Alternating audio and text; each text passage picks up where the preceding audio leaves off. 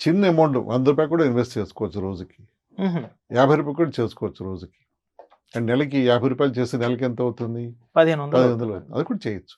Okay. అంటే రూ. 50 ఆర్జించే వాళ్ళకి నెలకి రూ. 15 ఇన్వెస్ట్‌మెంట్ పెద్ద ఇన్వెస్ట్‌మెంటే అది.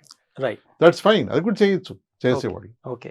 సో ఇంతకుముందు కాఫీ క్యాన్ ఇన్వెస్టింగ్ అంటారు. అంటే పాత రోజుల్లో ఈ బ్యాంక్స్ అని తక్కువ ఉన్నప్పుడు మదర్ అవ్వచ్చు, వాళ్ళ మదర్ అవ్వచ్చు, వాళ్ళందరూను పోపుల డబ్బాలో డబ్బు పెట్టినేవారు, దాచిపెట్టినేవారు వాళ్ళు. ఎగ్జాక్ట్‌లీ అండి. అవును.